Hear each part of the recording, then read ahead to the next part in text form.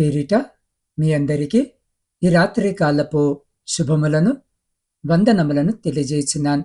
ప్రిలారా, ఈ రాత్రి పరిశుద్ధ లేఖన భాగమును మనము చదివినట్లయితే, దేవుని యొద్దకు రండి, అప్పుడు ఆయన మీ యొద్దకు వచ్చును.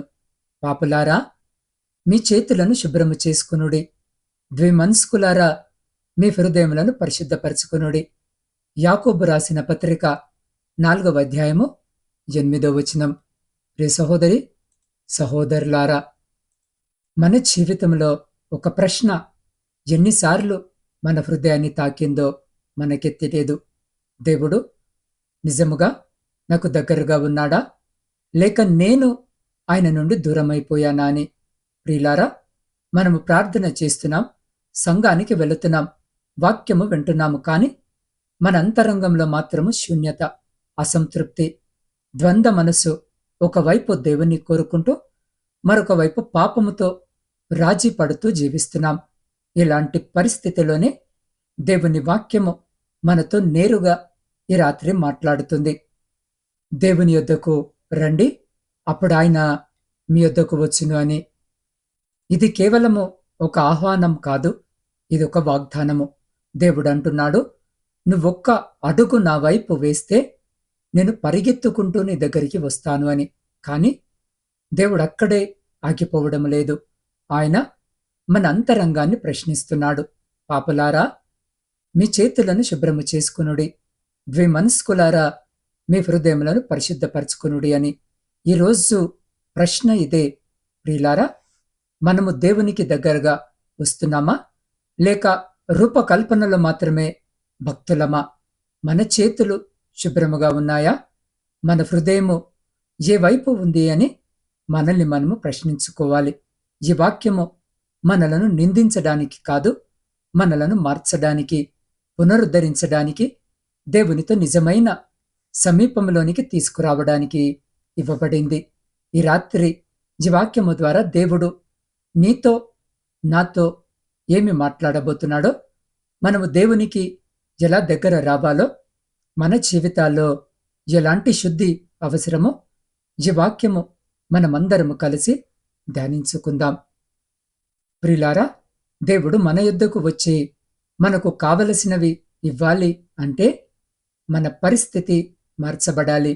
అంటే మనం ఆయన యొద్దకు రావాలి. ఆయన దగ్గరికి వచ్చేటప్పుడు బంగారము, సాంబ్రాణి, బోలమును ఆయన తీసుకొని రమ్మనడము లేదు. అర్పణలు ఏమి ఆయన కోరడం లేదు. ఎలా రావాలి అని వాక్యము సెలవిస్తుంది అంటే, పాపులైన వారు చేతులను శుభ్రము చేసుకోవాలి అని, ద్విమనస్కులైన వారు హృదయాలను పరిశుద్ధపరచుకోవాలి అని యాకోబు భక్తుడు ఈ రాత్రి స్పష్టంగా చెప్తున్నాడు. ఎందుకు ఈ మాట యాకోబు గారు చెప్పాల్సి వచ్చింది అనంటే, లేఖనములు సెలవిస్తున్నాయి, మీలో యుద్ధములను పోరాటములను దేని నుండి కలుగుచున్నవి? మీ అవయవములలో పోరాడు మీ భోగేచ్ఛల నుండియే కదా మీరు ఆశించున్నారు, కానీ మీకు దొరుకుటలేదు. నరహత్య చేదురు గాని సంపాదించుకొనలేరు, పోట్లాడుదురు, యుద్ధము చేదురు గాని దేవుని అడగనందున మీకేమీ దొరకడం లేదు అని. ఈ లోకములో జీవిస్తున్న ప్రజలందరూ ప్రియులారా, తమ జీవితాల్లో పోరాటాలు, యుద్ధాలు చేస్తున్నారు. అనగా సమస్యలను, లేనిపోని ఇబ్బందులను కొని తెచ్చుకుంటున్నారు. దానికి కారణము ఏంటి అనంటే, వారి శరీర కోరికలను బట్టే, వారి శరీరమును సుఖపెట్టడానికే వారెన్నో ప్రయాసాలు పడుతున్నారు. అయితే ప్రియ సహోదరి సహోదరులారా, దేవుడు నువ్వు కోరినవి ఇవ్వగలడు. యేసయ్య నీకు ఆరోగ్యం ఇవ్వగలడు, బలం ఇవ్వగలడు, నీ యొక్క ఆర్థికపరమైన పరిస్థితులను మార్చగలడు, నీ కుటుంబంలోని గొడవలను ఆయన తొలగించగలడు, నువ్వు పడుతున్న హృదయ వేదనను నీ ప్రభు మార్చగలడు. ఆయన దగ్గరికి వచ్చి అడిగినప్పుడు, ఆయన సహాయము కోరినప్పుడు నీ జీవితంలో తప్పకుండా ఆయన కార్యము చేయగలడు. కానీ ఎలా ఈ రాత్రి ఆయన దగ్గరికి వస్తున్నామో, ఎలా ఉండి అడుగుతున్నామో అనేది ముఖ్యము. ₹1,00,00,000 జీతం ఇస్తాము అని ఒక కంపెనీ ప్రకటించింది. అందరూ ఇంటర్వ్యూలకు వెళ్లారు. వెళ్ళిన అందరికీ ఆ ₹1,00,00,000 జీతము వస్తుందా అంటే రాదు. ఎవరైతే తగిన అర్హతలు కలిగి ఉంటారో వారికి మాత్రమే ఆ ఉద్యోగం ఇస్తారు. ₹1,00,00,000 వస్తాయి కదా అని 10వ తరగతి పాస్ కాని వారు వెళ్ళి నాకు రాలేదు అంటే వెళ్ళిన వారిది తప్ప, ఉద్యోగం ఇస్తానన్న వారిది తప్ప. ఉద్యోగం గురించి ప్రకటించినప్పుడే వారు కొన్ని అర్హతలు రాశారని చూడకుండా వెళ్ళిన వారిదే తప్పు కదా. అదే విధముగా ప్రియ సహోదరి సహోదరుడా, దేవాతి దేవుడు సర్వసృష్టికర్త అయినటువంటి దేవుని యొద్దకు వస్తే అన్నీ వస్తాయి, ఆయన అన్నీ ఇవ్వగలడు అనడంలో ఏ సందేహము లేదు. కానీ ఆయన దగ్గరికి వచ్చి ఆయననిది కావాలి అని అడిగితే అర్హత మనము కలిగి ఉన్నామా లేదా అని మనము తప్పక ఈ రాత్రి మనల్ని మనము ప్రశ్నించుకోవాలి. లేఖనములు సెలవిస్తున్నాయి, దేవునికి లోబడి ఉండుడి, అపవాదిని ఎదిరించుడి, అప్పుడు వాడు మీ వద్ద నుండి పారిపోవును అని. మొదటిగా ప్రియ సహోదరి సహోదరుడా, మనము దేవునికి లోబడటము నేర్చుకోవాలి. ఆయన మాటలను వ్యతిరేకించకుండా వాక్యానుసారమైన జీవితము కలిగి ఉండాలి. అప్పుడు అపవాది క్రియలను నువ్వు ఎదిరించగలవు. నీ కుటుంబములో రగులుచున్న చిచ్చును ఆర్పగలవు.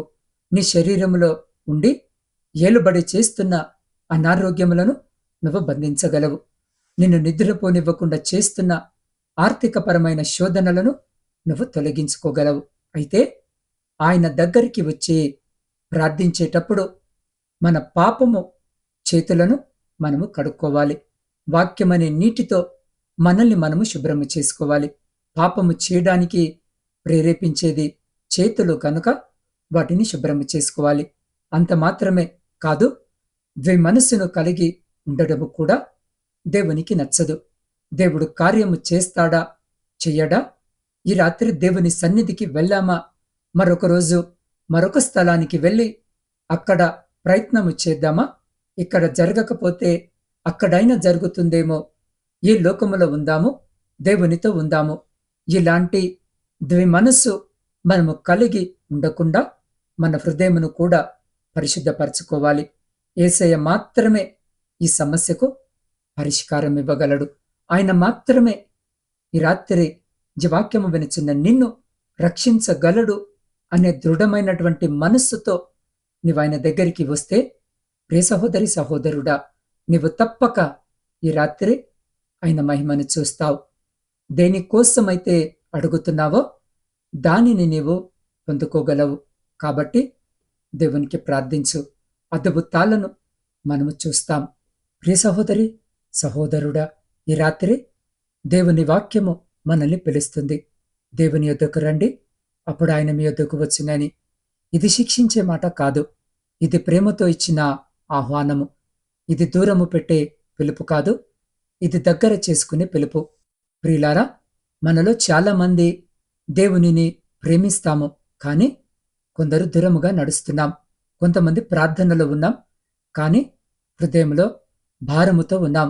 ఈ రాత్రి ప్రభు సెలవిస్తున్నాడు, నువ్వు ఒక అడుగు వేస్తే నేను నీ వైపు పరిగెత్తి వస్తానని. ఈ రాత్రి ఎవరి హృదయంలోనైనా ఇలా అనిపిస్తే, ప్రభువా నేను నీ నుండి దూరమయ్యాను, ప్రభువా నా ప్రార్థనలో ఉత్సాహము లేదు, ప్రభువా నా హృదయము ద్విమనస్కంగా మారింది అన్న అలాంటి వారు ఇప్పుడే ప్రభు సన్నిధిలో మోకరించండి. ఇది అపవాదికి చోటు కాదు, ఇది ఒప్పుకోవడానికి సమయం. ఇది మార్పు మొదలయ్యే క్షణం. దేవుని వాక్యము సెలవిస్తుంది, పాపులారా మీ చేతులు శుభ్రము చేసుకునుడి అని.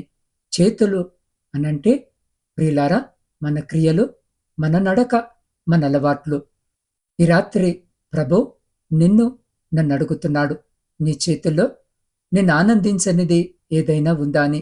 ఏదైనా అలవాటు, ఏదైనా బంధనము, ఏదైనా పాపపు ఒత్తిడి, ఈ రాత్రి వాటిని వదిలేయాలని ప్రభు పిలుస్తున్నాడు. వదిలేయాలని అనుకుంటే ఈ క్షణము ఆయన పాద సన్నిధిలో మోకరించండి. వాక్యము సెలవిస్తుంది, ద్విమనస్కులారా మీ హృదయము పరిశుద్ధపరచుకునుడని. ప్రియ సహోదరి సహోదరుడా, బయటకు బాగానే కనిపిస్తాం, కానీ లోపల చాలా పోరాటాలు ఉంటాయి. ఒక మనస్సు దేవుని కోసము, ఇంకొక మనస్సు లోకము కోసము. ఈ రాత్రి ప్రభు అంటున్నాడు, నాకు నీ సంపూర్ణ హృదయము కావాలని. సగము హృదయము కాదు, సగము విధేయత కాదు, సంపూర్ణముగా ప్రభువుకి అప్పగించాలనుకుంటే ఈ క్షణము ఈ మాటలు వింటున్న నీవు ఆయన పాద సన్నిధిలో మోకరించు. ప్రియులారా, ఇది నేను చెప్పే మాట కాదు, దేవుడు పిలుస్తున్నాడు. నువ్వున్న స్థలములో మోకరించి పశ్చాత్తాపానికి అడుగువై, పునరుద్ధరణకు అడుగువై. ప్రభు పిలుస్తున్నాడు కాబట్టి ఆలస్యము చేయకు, ఈ క్షణాన్ని కోల్పోకు. దేవుని పాద సన్నిధిలో మోకరించు. ఆయన నీ యొద్దకు వస్తాడు, నీ కోరికలన్నీ తీరుస్తాడు. నువ్వేది కోరుకుంటున్నావో అది నీకు అనుగ్రహిస్తాడు. ఈ రాత్రి ఈ వాక్యము వినిచిన నీవు ఏ స్థితిలో ఉన్నా, ఏ స్థలంలో ఉన్నా, ప్రియ సహోదరి సహోదరుడా, తలలు వంచి కళ్ళు మూసుకొని నాతో పాటు ప్రార్థనలో ఏకీభవించు. సర్వోన్నతుడా, సర్వశక్తిమంతుడవైన మా ప్రియ పరలోక పరమ తండ్రి, మీ ఘనమైన, ఉన్నతమైన, ప్రశస్తమైన నామమును బట్టి స్తుతులు, స్తోత్రాలు, వందనాలను చెల్లించుకొనుచున్నాం. అవును ప్రభువా, మీ వద్దకు వచ్చువారు వారి యొక్క చేతులను శుభ్రము చేసుకోవాలని, మనసు కలిగి మేముండకూడదని, మా హృదయాలను మేము పరిశుద్ధపరచుకోవాలని వాక్యము ద్వారా మీరు సూటిగా, తేటగా మాతో మాట్లాడారు. అవును ప్రభువా, మీ యొక్క మాటకు లోబడాలి. అయా, మమ్మల్ని వ్యతిరేకించకుండా వాక్యానుసారముగా మేము జీవించాలని, తద్వారా తండ్రి మేము దీవెనలను పొందుకుంటామని, అయ్యా మేమేది అడిగినా అది మీరు మాకిస్తారని వాక్యము ద్వారా మీరు సూటిగా నాతో మాతో మాట్లాడి మమ్మల్ని ధైర్యపరిచిన మీ గొప్ప ప్రేమను బట్టి మీకే కృతజ్ఞత వందనములను చెల్లించుకొనుచున్నాం. దేవా, ఈ రాత్రి ఎంతమంది బిడ్డలైతే తండ్రి మీ వాక్యము విని అయా వారిని వారు తగ్గించుకొని మీ వైపు చూస్తూ, మీ మాట విని మీ పాద సన్నిధిలో మోకరించి మీ వైపు చూస్తున్నారో వారందరినీ మీ హస్తాలకు అప్పజెప్తున్నాను నాయనా. వారి హృదయంలో ఉన్న ప్రతి కోరికను తీర్చే దేవుడవు, వారి హృదయ అంతరంగాన్ని ఎరిగిన దేవుడవు. ఈరోజు వారి జీవితంలో ఉన్న పాపాన్ని వదిలేసి, వారి మనసును వదిలేసి, అయా పాపపు చేతులను కడుక్కొని పరిశుభ్రమైన హృదయముతో ఇదిగో నా తండ్రి వారి హృదయాన్నంతా మీ కొరకు సిద్ధపరిచి మీ వైపు చూస్తుండగా నా తండ్రి, అలాంటి ప్రతి బిడ్డ హృదయంలో మీరు నివాసము చేయమని వేడుకొనిచున్నాం. దేవాయి, రాత్రి ప్రయాణాలు చేస్తున్న ప్రతి బిడ్డ ప్రయాణమును మీరు జ్ఞాపకము చేసుకొని క్షేమకరమైన ప్రయాణము దయచేయమని వేడుకొంచున్నాం. అయ్యా, వ్యవసాయదారుల కొరకు ప్రార్థిస్తున్నాం. వారు చేస్తున్న పనంతటిని ఆశీర్వదించి వారి సమస్తమును మీ కృపలో భద్రపరచండి. అయ్యా, ఉద్యోగము లేని ప్రతి బిడ్డకు ఉద్యోగము దయచేయండి. అయ్యా, విద్యార్థుల కొరకు ప్రార్థిస్తున్నాం. విద్యను అభ్యసించుండగా, పరీక్షల కొరకు సిద్ధపడుతుండగా మీ జ్ఞానము చేత నింపండి. మంచి ఆరోగ్యాన్ని దయచేయండి. కుడికి గాని ఎడమకు గాని తొలగిపోకుండా బిడ్డల చేయి పట్టుకొని మీరే నడిపించండి. అయ్యా, పరీక్షలు రాసి ఫలితాల కొరకు ఎదురు చూస్తున్న ప్రతి బిడ్డకు శ్రేష్టమైన ఫలితాలను దయచేయమని వేడుకొనిచున్నాం. దేవ, పోటీ పరీక్షల కొరకు సిద్ధపడుతున్న ప్రతి బిడ్డని జ్ఞాపకము చేసుకుని అయ్యా, ప్రతి బిడ్డ కూడా నా తండ్రి విజయము పొందులాగున మీ కృపను చూపమని వేడుకొనిచున్నాం. దేవా, శారీరక మానసిక బలహీనతలతో బాధపడుతున్న ప్రతి బిడ్డ కొరకు ప్రార్థిస్తున్నాం. ఈ రాత్రి బిడ్డలను ముట్టండి. అయా, స్వస్థపరచమని వేడుకొనిచున్నాం. ఆ బిడ్డలకు పరిచర్య చేస్తున్న ప్రతి బిడ్డను, వారి కుటుంబాలను కూడా జ్ఞాపకము చేసుకోమని వేడుకొనిచున్నాం. ప్రాముఖ్యంగా నా తండ్రి చిన్నారి బిడ్డ నవీన సత్య కొరకు ప్రార్థిస్తున్నాం. బిడ్డను జ్ఞాపకం చేసుకుని ఆ బిడ్డలో ఉన్న ప్రతి క్యాన్సర్ కణాన్ని తొలగించి సంపూర్ణ స్వస్థతను బిడ్డకు దయచేయమని వేడుకొంచున్నాం. ఆ విధంగానే నా తండ్రి ఇదిగో సిద్ధు కొరకు ప్రార్థిస్తున్నాం. కిడ్నీ ఫెయిలియర్తో బాధపడుతున్న కుమారుని కిడ్నీలను ముట్టి అయ్యా తిరిగి పునర్జీవింపజేయమని వేడుకొనిచున్నాం. అతనికి సంపూర్ణ స్వస్థతను దయచేయమని వేడుకొంచున్నాం. అయ్యా, సహోదరుడు దయారత్నం కొరకు ప్రార్థిస్తున్నాం. కుమారుడు గొంతు క్యాన్సర్ చేత నా తండ్రి ఇదిగో ఆసుపత్రిలో చేర్చబడి ఐసీయూలో ఉండి బాధపడుతూ ఉండగా కుమారుని జ్ఞాపకం చేసుకోండి నాయన. అయ్యా, మాట్లాడే శక్తిని, అయ్యా శ్వాస పీల్చుకునే శక్తిని, ఆహారాన్ని తీసుకునేటటువంటి శక్తిని కుమారునికి సమృద్ధిగా దయచేయమని వేడుకొనిచున్నాం. దేవ, మల్లికార్జున స్వామి కొరకు ప్రార్థిస్తున్నాం. కుమారుడు రెక్టమ్ క్యాన్సర్తో బాధపడుతూ మీ వైపు చూస్తుండగా కుమారుని ముట్టండి, సంపూర్ణ స్వస్థతను దయచేయండి. ప్రతి రక్త క్యాన్సర్ కణాన్ని మీ పరిశుద్ధాత్మ అగ్ని చేత కాల్చివేసి సంపూర్ణ ఆరోగ్యాన్ని కుమారునికి దయచేయమని వేడుకొనిచున్నాం. ఆ రీతిగానే సహోదరుడు రాంబాబు కొరకు ప్రార్థిస్తున్నాం. వెన్నుముక విరిగి అయ్యా మంచంపై పడుకొని లేవలేని స్థితిలో మీ వైపు చూస్తున్న కుమారుని జ్ఞాపకము చేసుకోండి నాయన.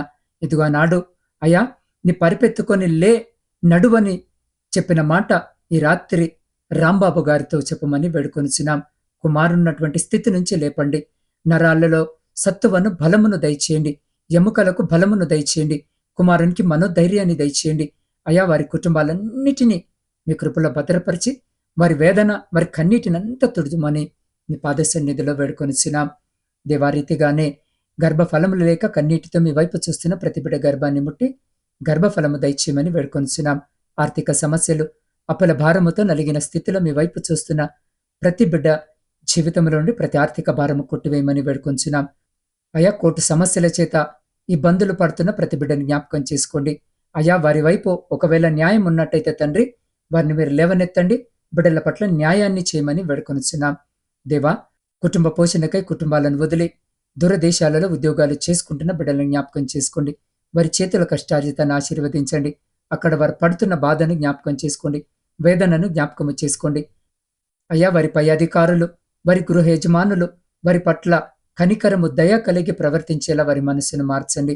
వారి శ్రమకు తగిన జీతము బిడ్డలకు లభించలాగానే కృప చూపండి. ఎవరికైనా వీసా, పాస్పోర్ట్, ఇమిగ్రేషన్ సమస్యలు ఉన్నట్టయితే వాటన్నిటినీ మీ పరిశుద్ధ నామమున తొలగించమని వేడుకొనిచున్నాం.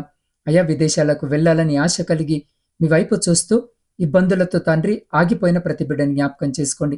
వారి ప్రతి అడ్డంకిని తొలగించి వారు వెళ్ళాలనుకున్న ప్రాంతానికి, వారు చదవాలనుకున్న చదువును చదివే కృపను బిడ్డలకు దయచేయమని వేడుకొనిచున్నాం.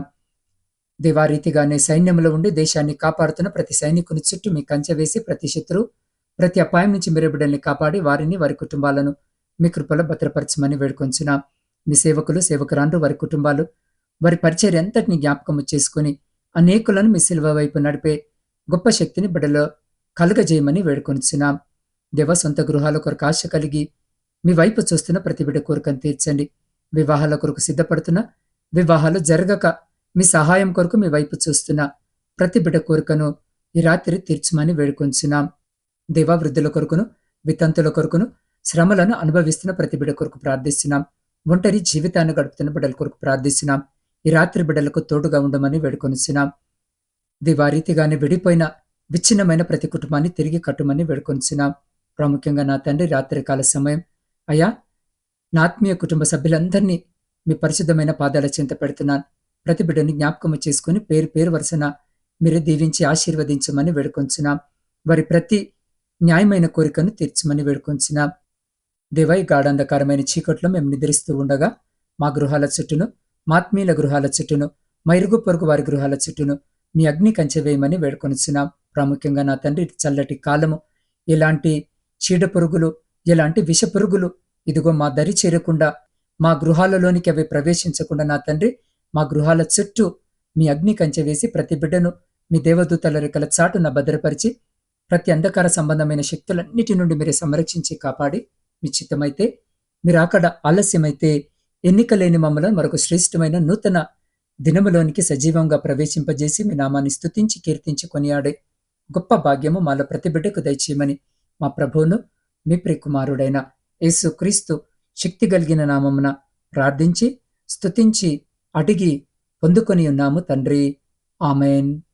ప్రియులారా, మీ జీవితంలో ఏదైనా భారములు, సమస్యలు, వ్యాధులు, కుటుంబ కలహాలు, ఉద్యోగము, చదువు, వివాహము, ఆర్థిక అవసరాలు లేదా ఏ విధమైన ప్రార్థన అవసరతలు ఉన్నా దయచేసి వాటిని మీలోనే ఉంచుకోకండి.